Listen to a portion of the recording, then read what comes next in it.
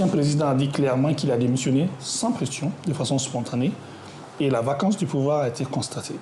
Ça veut dire tout simplement qu'on n'est pas dans l'architecture d'un coup d'État.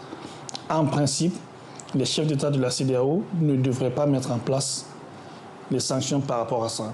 Moi, ça me paraît un peu prématuré de parler de gage de confiance pour au moins une raison. IBK, on annonce qu'il est libéré. Ibrahim Boubacar Keïta, l'ancien président, libéré, mais est-ce qu'il serait ou est-ce qu'il est libre de ses mouvements?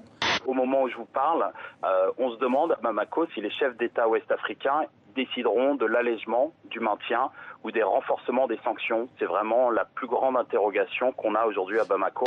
Dans notre état d'origine, nous avons vu la vidéo horrible de Jacob Blake abattu dans le dos 7 fois par un policier. Malgré le plaidoyer pour le changement, il n'y a eu aucune action. Donc aujourd'hui, nous ne pouvons pas nous concentrer sur le basketball. Aujourd'hui, donc, ce mouvement de boycott est absolument inédit. Ça a commencé par les basketteurs de Milwaukee, une ville qui est proche de Kenosha, là où a été grièvement blessé Jacob Blake. Ça s'est répandu au football américain, au baseball. On sent que le débat est ouvert. Le face-à-face entre deux Amériques, celle de militants antiracistes et celle de ses habitants lourdement armés, constitués en groupes d'autodéfense pour protéger leur quartier. Elles sont 9 à débarquer sous l'Arc de Triomphe, bras chargés de fleurs, pour rendre hommage à plus inconnu que le soldat inconnu, sa femme. C'était pour montrer à quel point il y avait une invisibilisation des femmes.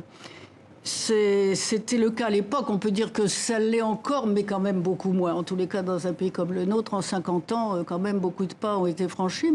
Le pays continue.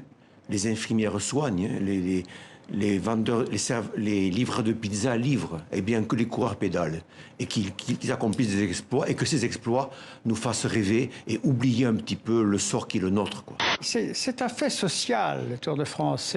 C'est étonnant parce que les gens s'y accrochent, parce que vous avez... aucun autre événement n'est aussi passionnant par sa qualité, par son profil.